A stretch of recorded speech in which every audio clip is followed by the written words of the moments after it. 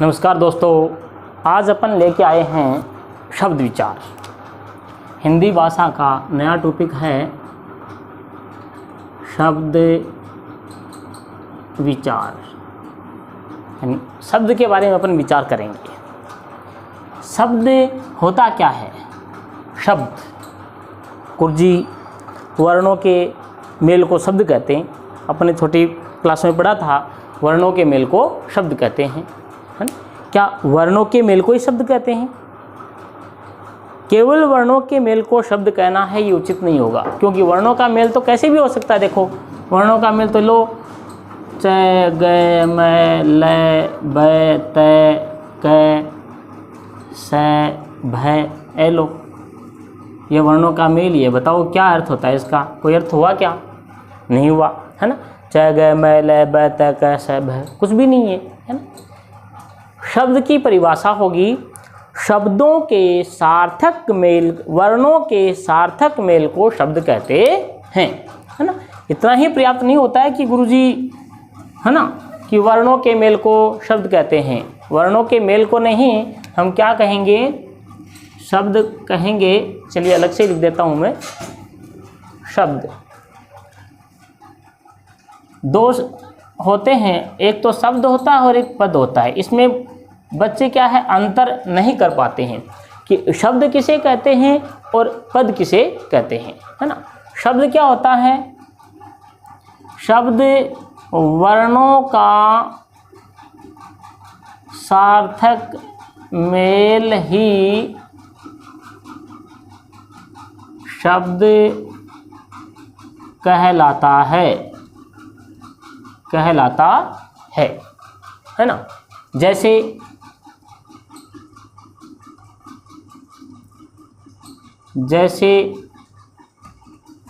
पुस्तक, ये एक सार्थक मेल है। प, उ, स, त, ए, क और ए, इन वर्णों का मेल क्या बने और इसका अर्थ निकला पुस्तक यानी बुक। सार्थक यानी अर्थ के साथ में होना चाहिए। वर्णों का सार्थक मेल क्या कहलाता है? शब्द कहलाता है। बहुत सारे हैं, जैसे पुस्तक है ना, कमल है, कलम है, बहुत सारे शब्द ये शब्द कहलाते हैं। अब आता है पद। ये महिला सुपरवाइजर में आया हुआ है। पद किसे कहते हैं? देखिए, जब तक ये अकेला रहेगा तो क्या कहलाएगा? शब्द कहलाएगा, है ना? जब वही शब्द वर्णों का सार्थक मेल जो शब्द कहलाता है, ये शब्द जब वाक्य में प्रयुक्त कर दिया जाता है तो वो क्या कहलाता है? पद कहलाता है ना? तो पद की परिभाषा क्या हो गई? जब किसी सार्थक शब्द को वाक्य में प्रयुक्त कर दिया जाता है,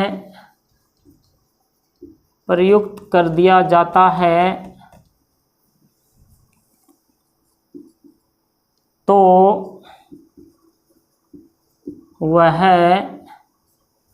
पद कहलाता है।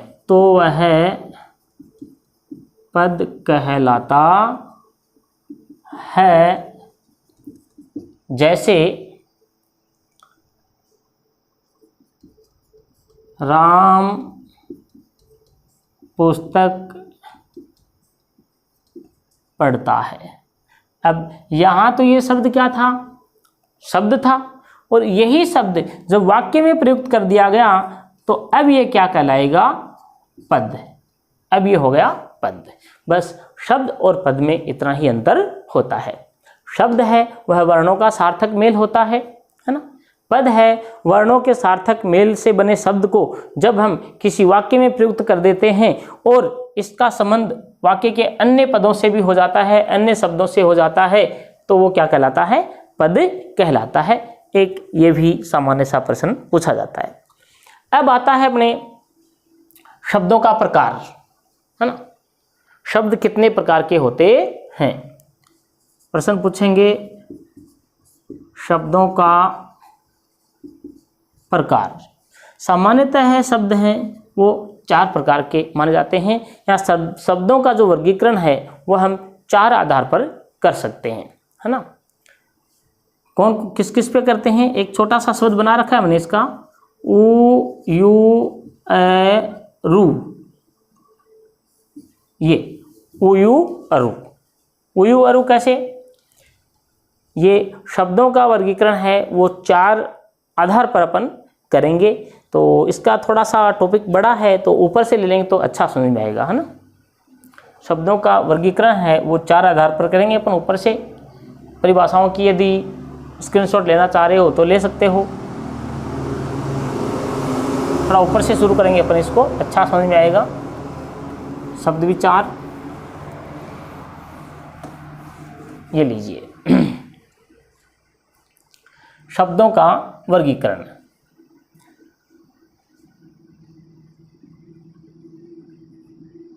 शब्दों का वर्गीकरण करेंगे अपन कितने प्रकार में? 4 प्रकार में। 1, 2, 3 और 4 प्रकार में हम इन शब्दों को बांटेंगे। वो कौन कौन से बांटेंगे, किस प्रकार में बांटेंगे? देखो, उ यू एरू, ये इसका एक छोटा सा लॉजिक है। उ से बनेगा उत्पत्ति या स्रोत के आधार पर शब्दों का वर्गीकरण। उत्पत्ति या स्रोत के आधार पर वर्गीकरण। 2 नंबर पे है व्यू, नहीं,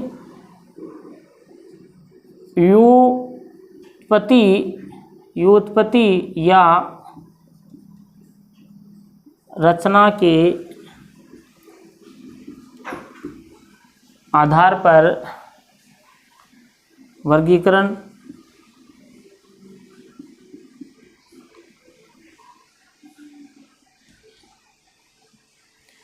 ऐसे बनेगा अर्थ के आधार पर, अर्थ के आधार पर वर्गीकरण। और 4 रूप के आधार पर, रूप परिवर्तन के आधार पर वर्गीकरण। ये देखिए दोस्तों, हम शब्दों का वर्गीकरण है वो 4 प्रकार से कर सकते हैं। उत्पत्ति या स्रोत के आधार पर वर्गीकरण है, ये 5 प्रकार का होगा। एक मोटा प्रश्न ऐसे ही पूछ सकते हैं कि उत्पत्ति या स्रोत के आधार पर शब्दों का वर्गीकरण कितने भागों में किया जा सकता है? 5 प्रकार से। व्युत्पत्ति या रचना के आधार पर किया जा सकता है 3 प्रकार से। अर्थ के आधार पर वर्गीकरण किया जाता है 3 प्रकार से। और रूप परिवर्तन के आधार पर किया जाएगा 2 प्रकार से। ये भी अलग प्रश्न हो गया है। तो अभी तक अपने 5, 2, 3, 4 प्रश्न तैयार हो गए हैं। शब्द किसे कहते हैं? पद किसे कहते हैं?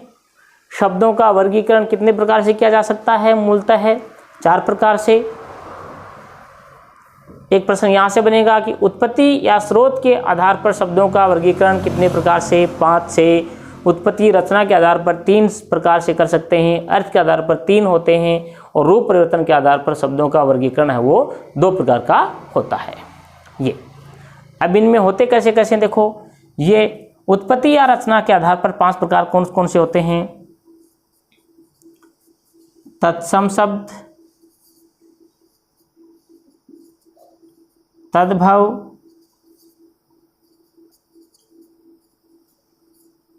देशज, विदेशज, और 5 नंबर का होता है संकर। ये कुछ गाइड्स में 4 प्रकार की दे रखे हैं। मैं आपको बता दूं, हिंदी की पुस्तक है, हिंदी की पुस्तक कक्षा 6 की, है ना, कक्षा 6 की पुस्तक है, उसके पेज नंबर 38 पर है ना, ये पेज नंबर है उस पुस्तक का 38 पर 5 प्रकार के दे रखे हैं। तो अपन भी क्या मानेंगे, 5 प्रकार, जो अपने माध्यमिक शिक्षा बोर्ड की अपने यहाँ चलने वाली पुस्तक है कक्षा 6 की, उसके पेज नंबर 38 पर ही क्या दे रखे, 5 प्रकार के दे रखे हैं, जिसमें एक संकर शब्द को शामिल किया गया है। तो हम इसको 5 ही प्रकार के मानेंगे। व्युत्पत्ति या रचना के आधार पर शब्दों का वर्गीकरण होता है। व्युत्पत्ति या रचना के आधार पर नंबर 1 रूढ़, 2 यौगिक, 3 योग रूढ़। अर्थ के आधार पर वर्गीकरण वाचक, लक्षक और व्यंजक। और रूप परिवर्तन के आधार पर शब्दों का वर्गीकरण विकारी, वेरी इंपॉर्टेंट है ये, और अविकारी, विकारी और अविकारी। तो आज हम इनका सामान्य परिचय लेंगे, फिर नेक्स्ट वीडियो में एक टॉपिक के ऊपर एक वीडियो अलग से बना के लेके आएंगे अपन। देखिए, उत्पत्ति या स्रोत के आधार पर 5 प्रकार के होते हैं। तत्सम, तत्सम शब्द संस्कृत के वे शब्द होते हैं जिनका प्रयोग हिंदी भाषा में हूबहू कर दिया जाता है, यानी बिना रूप परिवर्तन के ज्यों का त्यों जब हम उसको हिंदी भाषा में प्रयुक्त कर लेते हैं तो तत्सम शब्द कहलाते हैं। तद्भव शब्द जब संस्कृत के मूल शब्दों में हल्का सा थोड़ा बहुत परिवर्तन करके जब हम उसको हिंदी में प्रयोग करते हैं तो वे तद्भव शब्द कहलाते हैं। देशज, देशज वे शब्द होते हैं जिनका किसी प्रदेश विशेष में ही प्रयोग किया जाता है। एक बार का यहाँ से देखो प्रश्न पूछा ही पूछा जाता है। तत्सम तद्भव से 110% प्रश्न एक आएगा ही आएगा, और आता है हर एग्जाम में। STC, BSTC, PTET जो भी है, SI वगैरह है, रीट है, कोई भी यदि जिसमें हिंदी है और उसमें ये टॉपिक है तो यहाँ से एक प्रश्न उठना निश्चित है। लेकिन ये भी कोई कम नहीं है, यहाँ से भी एक बार का प्रश्न उठा हुआ है कि निम्न में से किन शब्दों का कोई लिखित में इतिहास नहीं होता है। तो ये है देशज शब्द। इन देशज शब्दों का लिखित में कोई इतिहास नहीं होता है। ठीक है। एक विदेशज, जो विदेशी भाषाओं के शब्द हैं जिनको हिंदी ने ग्रहण कर लिया है, वे विदेशज शब्द कहलाते हैं। अरबी है, तुर्की है, फारसी है। जैसे हिंदी शब्द देख लो, अपनी हिंदी भाषा का हिंदी शब्द है, वो फारसी भाषा का शब्द हिंदी का नहीं है ना। तो इसमें 5 एक पढ़ेंगे अपन, जैसे अरबी है, फारसी है, तुर्की है, पुर्तगाली है और अंग्रेजी है। बस ये शंकर, शंकर देखो, शंकर, ये शंकर भगवान शंकर जी वाला नहीं है। भगवान शंकर जी वाला शंकर ये होगा, ये शंकर से आएगा, इसमें है ये शंकर। संकरण नहीं होता, विज्ञान का शब्द है ये शंकर। शंकर का मतलब मेल होना, मिलना। तो जब किन्हीं 2 भाषाओं से मिलकर के एक शब्द बना दिया जाता है तो वे संकर शब्द कहलाते हैं।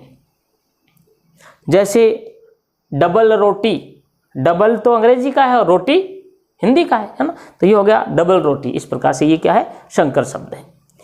अब आइए यहाँ पर रूढ़ शब्द, वे शब्द जिनका अर्थ है एक निश्चित, जिनका एक निश्चित अर्थ में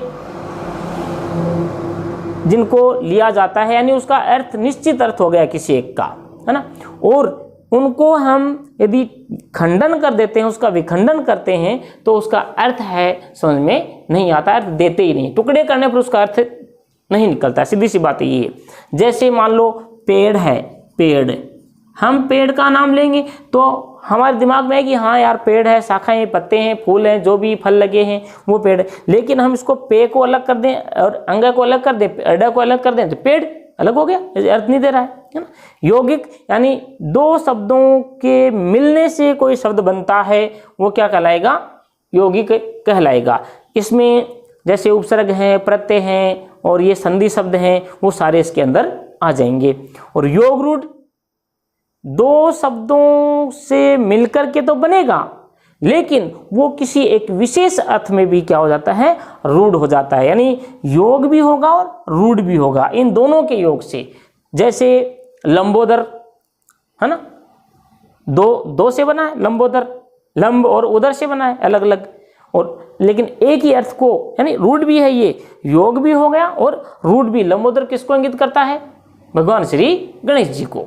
इस प्रकार से योग भी होगा, रूढ़ भी होगा। बहुब्रीहि समास के जितने भी जो उदाहरण हैं वो सारे योग रूढ़ में चले जाएंगे। ठीक है। तीसरा आता है अर्थ के आधार पर वर्गीकरण, वाचक, लक्षक और व्यंजक, है ना। कुछ गाइड्स में अलग भी, जैसे सार्थक और निरर्थक, ये दो भी दे रखे होते हैं। अर्थ के आधार पर, यानी सार्थक शब्द वे शब्द जिनको अर्थ निकलता है, और निरर्थक शब्द वे अर्थ जिसका अर्थ निकलता नहीं है ना।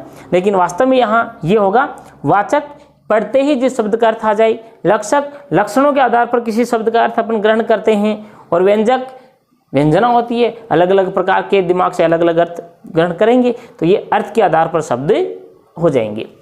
और अंतिम है, वेरी इंपॉर्टेंट भी है, यहाँ से प्रश्न पूछा जाता है, लगभग प्रश्न आता है एक, कि रूप परिवर्तन के आधार पर वर्गीकरण दो प्रकार का होता है, विकारी और अविकारी।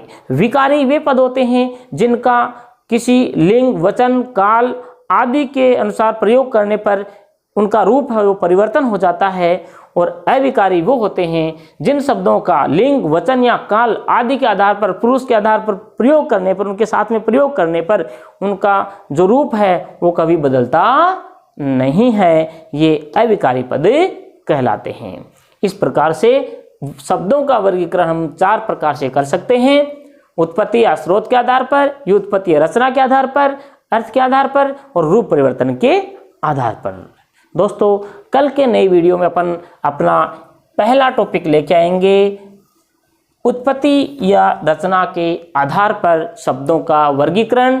5 प्रकार का होता है, तत्सम, तद्भव, देशज, विदेशज और संकर शब्द। तो कल के वीडियो का इंतजार करें, कल अपनी टॉपिक लेके आएंगे। शुभ रात्रि, जय हिंद, जय भारत।